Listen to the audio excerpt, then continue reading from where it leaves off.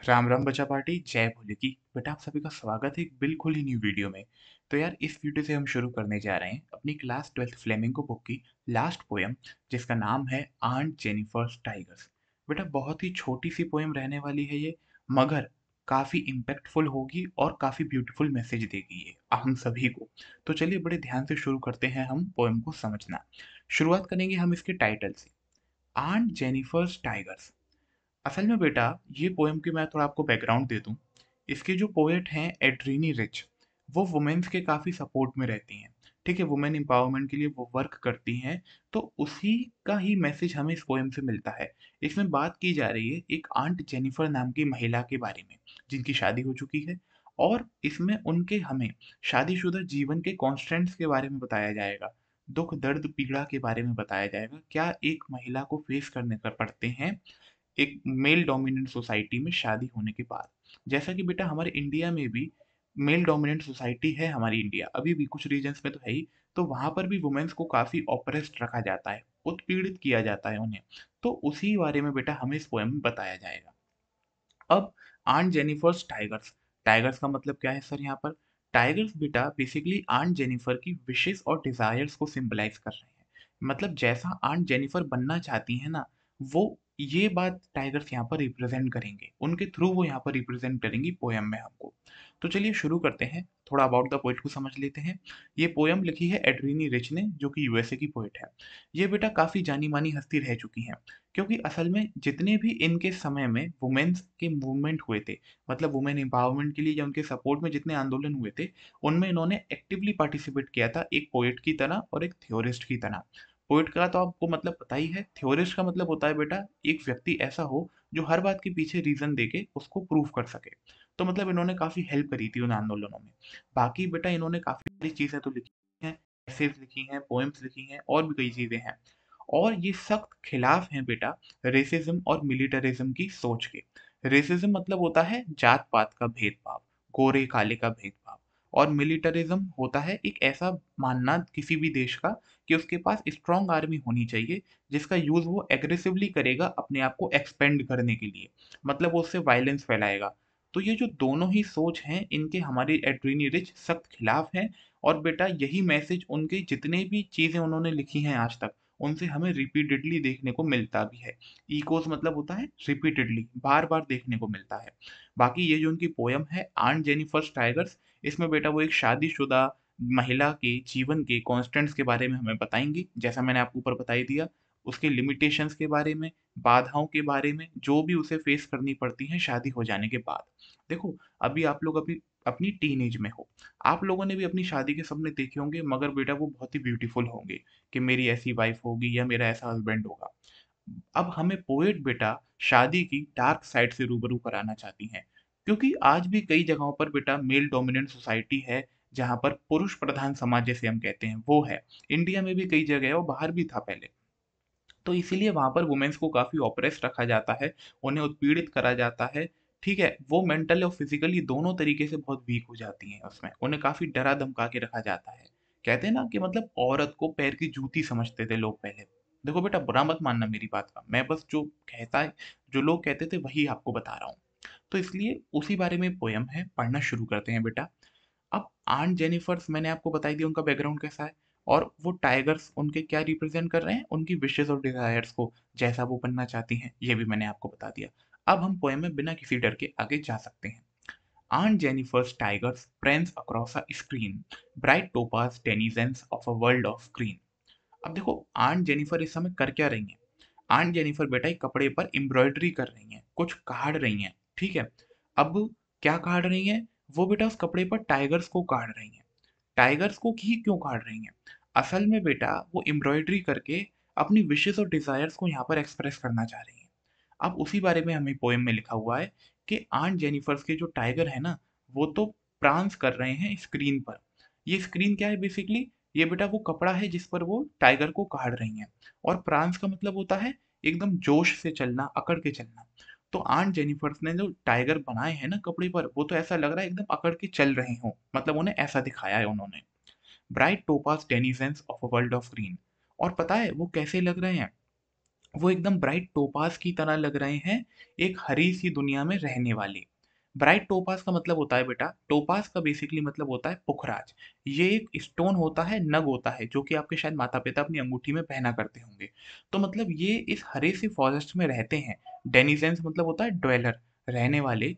तो ये जो हरे से फॉरेस्ट में रहने वाले हैं ना, ये तो वहाँ पे एकदम पीले कलर का जो नग होता है पुखराज, उसकी तरह चमक रहे हैं। क्योंकि बेटा टाइगर का रंग भी कैसा होता है? पीला होता है। जैसा कि मैं आपको बताऊँ, जैसे मान के चलो ये मेरा फॉरेस्ट हो गया, ठीक है? अब इसमें मेरा जो टाइगर्स का कलर है वो कुछ इस प्रकार का होता है, तो मैं इसमें ऐसे डॉट बना दूँ, तो वो इसी तरीके से कुछ चमक रहे हैं वहाँ पर फॉरेस्ट में। ये हमें पोएट इमेजिन कराना चाहती हैं। अब आगे वो कहती हैं कि they do not fear the man beneath the tree. मतलब उन टाइगर्स को देख के तो ऐसा लग रहा है कि जो आदमी पता है पेड़ के नीचे बैठा है ना, वो उनसे भी नहीं डरते। अब सर ये पेड़ के नीचे आदमी कौन बैठा है? बेटा देखो टाइगर के सामने अगर कोई बैठा है तो वो यार मतलब जहाँ तक है हंटर ही होगा, क्योंकि आम आदमी की तो बस की बात है नहीं कि वो टाइगर का इंतजार करे। तो जो हंटर उनका शिकार करने के लिए पेड़ के नीचे छुपकर बैठे हैं, उन टाइगर को देख के तो ऐसा लग रहा है कि ये उनसे भी नहीं डरते हैं यार, इतनी अकड़ के चल रहे हैं मस्त तरीके से। They pace in sleek chivalric certainty. Press का मतलब होता है बेटा आगे बढ़ना। स्लीक का मतलब होता है एलिगेंट, एक स्टाइल में। शिवलरिक मतलब होता है स्ट्रॉन्ग एंड चार्मिंग।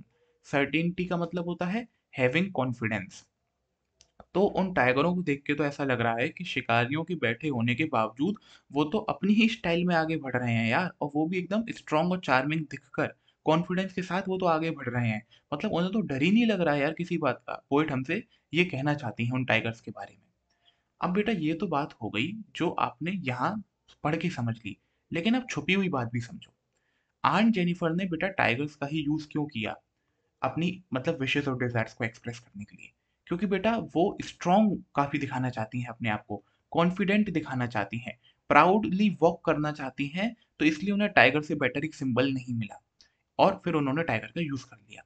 बाकी जो बेटा यहाँ पर पोइट ने कहा है कि टाइगर्स पेड़ के नीचे बैठे आदमियों से भी नहीं डर रहे हैं, जो उनका शिकार करने के लिए बैठे हैं उनसे भी नहीं डर रहे हैं। इसका एक मतलब तो बेटा हंटर से है, लेकिन इसका एक दूसरा मतलब भी है। ये बेटा मैन कौन है जो टाइगर्स को ऑपरेस करने के लिए बैठे हैं, उन्हें उत्पीड़ित करने के लिए बैठे हैं, उन पर डालने के लिए बैठे हैं। तो आंट जेनिफर भी इन टाइगर्स की तरह ही बनना चाहती हैं यार। जो भी आदमी उनको ऑपरेस करना चाहता है, उनका उत्पीड़न करना चाहता है, उनको दुख देना चाहता है, वो उन आदमियों से नहीं डरना चाहती, और उन आदमियों के आसपास होने के बावजूद वो टाइगर की तरह ही बेटा आगे बढ़ना चाहती हैं स्ट्रांगली कॉन्फिडेंटली। ठीक है? और इसलिए उन्होंने ऊपर टाइगर्स के लिए पहले यूज़ करा था कि वो जोश में चल रहे हैं।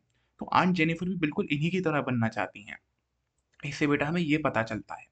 देन आगे पोएट हमें बताती हैं, aunt Jennifer's fingers fluttering through her wool find even the ivory needle hard to pull. Aunt Jennifer's की यार जो फिंगर्स है ना, जिनसे वो जिन उंगलियों से वो एम्ब्रॉयडरी कर रही हैं उस कपड़े पर, वूल पर, वो पता है क्या कर रही हैं? फ्लटर कर रही हैं। फ्लटर मतलब होता है बेटा मूविंग नर्वसली। वो कांप रही हैं उनकी उंगलियां ऐसा बनाने में, ऐसे टाइगर्स को ड्रॉ करने में कांप रही हैं।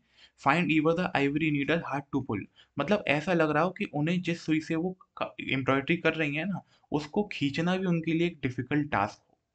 मतलब बेटा वो ऐसा बनाते हुए काँप रही हैं, उनकी उँगलियाँ अनईज़ी फ़ील कर रही हैं। अब देखो ऐसा क्यों हो रहा है? क्या आंट को कोई बीमारी है? या क्या आंट को एम्ब्रॉयडरी करना नहीं आता, या उन्हें डर लग रहा है कि उनकी सुई चुभ जाएगी? देखो यहाँ पर ऐसा कुछ भी नहीं है। अब क्या है वो मैं आपको आगे की 2 लाइन पढ़ के बताता हूँ। The massive weight of uncle's wedding band sits heavily upon aunt Jennifer's hand. Uncle की शादी वाली अंगूठी का जो भारी वजन है, जितनी मतलब इतनी भारी वो अंगूठी है, तो ऐसा लग रहा है कि वो एकदम आंट की उंगलियों के ऊपर जोर डाल के बैठ गई है। मतलब उनकी उंगलियों में उन्होंने वो अंगूठी पहनी हुई है, जिस वजह से उनकी उंगलियां ढंग से मूव नहीं कर पा रही है, उन्हें डिफिकल्टी फेस हो रही है एम्ब्रॉयडरी करने में। ये तो बेटा यहाँ पर आपको लाइनें पढ़ के समझ आ रहा होगा, मगर अपना दिमाग लगा के सोचो, क्या कोई अंगूठी इतनी हैवी हो सकती है जिस वजह से हमारी अंगुलियां मूव ना करें? देखो ये बात हम भी जानते हैं और पोएट भी जानते हैं। तो फिर उन्होंने क्या दिखाना चाहा है अंगूठी से? ये बेटा अंकल का जो वेडिंग बैंड है, ये यहाँ पर सिंबलाइज कर रहा है उस रिश्ते से मिलने वाली रिस्पॉन्सिबिलिटीज को, जिन्हें आंट झेल रही हैं, उठा रही हैं, और बर्डन को, प्रेशर को, ट्रॉमा को। ये सब बेटा चीजें उन्हें उस वेडिंग बैंड से मिल रही हैं या उस रिश्ते में रहकर मिल रही हैं। तो अंकल का वेडिंग बैंड ये चारों चीज़ें रिप्रेज़ेंट कर रहा है। अब इस रिस्पॉन्सिबिलिटी ने, इस बर्डन ने, प्रेशर ने, ट्रॉमा ने बेटा आंट को मतलब आंट के ऊपर हेविली बैठ गई हैं। मतलब आंट को पूरी तरीके से जकड़ लिया है, अपनी पकड़ में कर लिया है और ऐसा जकड़ा है कि वो अब अपनी विशेज़ और डिज़ायर्स को एक्सप्रेस करने के लायक भी नहीं रह गई हैं। मतलब बेटा वो काफ़ी डरी हुई रहती हैं, काफ़ी ऑप्रेस्ड हैं वो, काफ़ी उत्पीड़ित हैं। वो मेंटली और फिज़िकली दोनों तरीके से वीक हैं। मतलब वो अपने आप को उतना कॉन्फिडेंट, उतना स्ट्रॉन्ग वो सोच भी नहीं सकती हैं, इमेजिन भी नहीं कर सकती हैं। इसलिए तो बेटा उन टाइगर्स को बनाते में उनके हाथ काँप रहे हैं। देखो मैं आपको इसे एक एग्ज़ाम्पल से और समझाता हूँ। आपने सबने केजीएफ देखी होगी। बेटा जो उसमें माइन के वर्कर्स थे ना, वो गरुड़ा का नाम सुन के ही काँपते थे। सामने आ जाना तो दूर की बात है, उसके नाम से ही लोग थर्राते थे और कभी वहाँ से भागने का तो वो अपने अपने मन में ख़्याल भी नहीं लाते थे। क्योंकि वो बहुत ज़्यादा ऑप्रेस्ड थे, उत्पीड़ित थे। वो अपने आप को बेटा कभी इमेजिन नहीं कर सकते थे कि वो इतने स्ट्रॉन्ग होंगे, इतने कॉन्फिडेंट होंगे, जितना उन्होंने रॉकी के आने के बाद किया। तो ऐसे ही कुछ यहाँ पर हमारी आंट की स्थिति है, वो इतनी ऑप्रेस्ड हो गई हैं कि उनके मन में ये ख़्याल भी नहीं आते हैं कि वो अपने आप को इतने स्ट्रॉन्ग और कॉन्फिडेंट इमेजिन करें। तो इसलिए जब वो टाइगर्स बना रही हैं, तो उन्हें बार-बार डर लग रहा है, अरे यार कोई देख लेगा तो क्या होगा? हाँ, फिर कहीं मेरे संग कुछ बुरा तो नहीं कर देगा वो आदमी, ऐसा कुछ। उनके मन में ऐसे बुरे ख़्याल आ रहे हैं, तो इसलिए उनकी उँगलियाँ काँप रही हैं, वो अपने आप को इतना स्ट्रॉन्ग इमेजिन भी नहीं कर सकती हैं, इतनी उत्पीड़ित हैं वो। अब बेटा मैं आपको अगले पैरा पे ले जाऊँगा, लेकिन उससे पहले यहाँ पर थोड़े पोएट्री डिवाइसेस डिस्कस कर लेते हैं, ऊपर भी हमने एक छोड़ दिया है। बेटा ब्राइट टोपाज़ जो यहाँ पर यूज़ हुआ था ना, ये बेसिकली मेटाफर है। मेटाफर किसके लिए है? टाइगर्स के लिए, क्योंकि बिना लाइक और एस का शो किए कंपैरिज़न कर दिया गया है टाइगर्स का इनसे। और अंकल्स वेडिंग बैंड बेटा सिंबोलिज़्म है किसका? उस रिश्ते की प्रेशर का, बर्डन, ट्रॉमा का। अब अगले पैराग्राफ में हमें पोएट बेटा पोएम कंक्लूड कर देंगे। वो कहते हैं when aunt is dead her terrified hands will lie still ringed with ordeals she was mastered by. मतलब इन दो लाइनों को पहले तो हिंदी में समझते हैं। जब आंट मर भी जाएंगी ना, तब भी उनके डरे हुए हाथों पर वो अंगूठी रहेगी, जो कि निशानी होगी उन सारी कड़वी और बुरी यादों की जिन्होंने जिंदगी भर उनको कंट्रोल किया। मास्टर्ड मतलब होता है कंट्रोल करना। तो मतलब पोएट यहाँ पर ये बता रहे हैं कि आंट मरते दम तक बेटा उस रिश्ते से आज़ाद नहीं हो पाएँगी। चाहे वो एक पल की भी खुशी में नहीं ले पा रही हैं, मगर तब भी वो मरते दम तक इस सोसाइटी की वजह से, ऐसा मतलब कई लोगों की वजह से वो उस रिश्ते से आज़ाद नहीं हो पाएँगी और वो अंगूठी उनके हाथ पर यही सिम्बलाइज़ करेगी कि यार उन्होंने मरते दम तक उन सारे दुखों को झेला, जिनसे वो जीवित थी, मतलब जिनसे जो जो उन्होंने मतलब जिन दुखों ने उनको जकड़ रखा था, जब तक वो ज़िंदा थी। अब ये तो हो गई एक लिटरल सी बात जो यहाँ से समझ आ रही है। मगर अब एक और बेटा मीनिंग निकल सकता है, क्योंकि यहाँ पर जो टेरिफाइड हैंड्स पोएट ने लिखा है, इसका मतलब बेटा डरे हुए हाथ नहीं है। यहाँ पर एक पोएटिक डिवाइस यूज़ हो रहा है, ट्रांसफर्ड एपिथेट। मैं आपको पहले भी पोएम्स में बता के आ रहा हूँ, जब हम किसी चीज़ का मीनिंग किसी दूसरी चीज़ पे ट्रांसफ़र कर दें। देखो टेरिफाइड यानी डरी और काँपी हुई कौन है? अंट के हार्ट नहीं, उनकी सोल है। उनका माइंड है, उनकी पूरी बॉडी है। तो बेटा ये ट्रांसफ़र किया गया है उनकी सोल से किस पर? उनके हाथों पर। तो पोएट हमसे ये कहना चाहते हैं। अच्छा एक और इसमें वर्ड है रिंग्ड। रिंग्ड का मतलब होता है बेटा, यहाँ पर देखो रिंग्ड के 2 मतलब हैं। एक तो इसका है अंगूठी पहनी है वो अपनी हाथों में, उनके हाथों में वो अंगूठी है अभी भी। और दूसरा मतलब है जकड़ के रखना, किसी भी आदमी को जकड़ के रखना। ऑर्डील्स का मतलब क्या होता है? हॉरिफाइंग एक्सपीरियंसेस मतलब कड़वी और बुरी यादें। और मास्टर्ड मैंने आपको बता ही दिया कंट्रोल। तो यहाँ पर पोएट हमसे ये कहना चाह रहे हैं कि यार जब आंट मर भी जाएँगी ना, तब भी बेटा जो उनकी सोल है, जो उनकी डरी हुई सोल है, वो उन्हीं कड़वी और बुरी यादों से जकड़ के रहेगी, जिनसे वो जब तक जकड़ी हुई थी, जब तक वो ज़िंदा थी। मतलब मरने के बाद भी वो उनसे मुक्त नहीं हो पाएँगी। कहने का मतलब ये है बेटा मरते दम तक वो उस रिश्ते से आज़ाद नहीं हो पाईं, उन्हें उस परेशानियाँ, उन्हें दुःख और कष्ट झेलने पड़े। बस यही हमें पोएट बताना चाहते हैं। मतलब वो आज़ाद नहीं हो पाई यार, वो इस समाज की वजह से, हम जैसे लोगों की वजह से जो उल्टे-सीधे टॉन्ट कसते हैं वुमेन्स पर या उनका सपोर्ट नहीं करते हैं, वो इस रिश्ते से आज़ाद नहीं हो पाई, यही हमें पोएट बताना चाह रहे हैं। अच्छा, यहाँ पर ना रिंग्ड के लिए जैसे 2 मतलब बताए ना मैंने आपको, एक रिंग और एक जकड़ के रखना, तो इसे हम कहते हैं पोएटिक डिवाइस पन। अब आखिरी 2 लाइन्स की तरफ चलते हैं बेटा। The tigers in the panel that she made will go on prancing proud and unafraid. इसका मतलब है जो टाइगर उन्होंने उस स्क्रीन पर बनाए थे, उस कपड़े पर एम्ब्रॉयड किए थे, वो उनके मरने के बाद भी बेटा वैसे ही प्रांस करेंगे, मतलब वैसे ही जोश में चलेंगे, अकड़ में चलेंगे, प्राउड में चलेंगे, एकदम एटीट्यूड के साथ चलेंगे और निडर होकर चलेंगे। तो यहाँ पर ये लाइन हमें क्या बता रही है? मतलब वो मर जाएँगी मगर टाइगर चलेंगे उसी जोश के साथ निडर होकर, एकदम कॉन्फिडेंट होकर। देखो बेटा ध्यान से समझो, इसका सिंपल सा मीनिंग है आर्ट एंड्योर करती है। मतलब बेटा कला कभी भी नहीं मरती। आप एक बात समझो, मैं कहता हूँ महात्मा गांधी जी अब हमारे बीच में नहीं रहे, लेकिन बेटा उनकी वैल्यूज आज भी हमारे बीच में जिंदा है, जिन पर चलकर, ठीक है, जिन्हें अपने जीवन में लागू करके हम समाज का क्या कर रहे हैं, अपलिफ्टमेंट कर रहे हैं या अपना अपलिफ्टमेंट कर रहे हैं। तो उनकी वैल्यूज तो आज भी जिंदा है ना। तो ऐसे ही बेटा ये आंट की पेंटिंग शो करेगी या उनकी एम्ब्रॉयडरी शो करेगी कि यार भले वो मर गई हो बेटा उस दुख में, ठीक है, वो नहीं आज़ाद हो पाई अपने जीते जी और उसी दुख में वो मर भी गई हों। मगर जो उनकी आर्ट है, जो उनकी एम्ब्रॉयडरी है, वो बेटा उनके जाने के बाद भी अगर कोई पर्सन देखेगा, तो उसको यही मैसेज रिफ्लेक्ट करेगी यार कि कैसा एक वुमेन को होना चाहिए। एक टाइगर की तरह होना चाहिए, एक कॉन्फिडेंट व्यक्ति की तरह होना चाहिए, उसे किसी भी दबाने वाले व्यक्ति से डरना नहीं चाहिए, ऑप्रेस्ड नहीं होना चाहिए।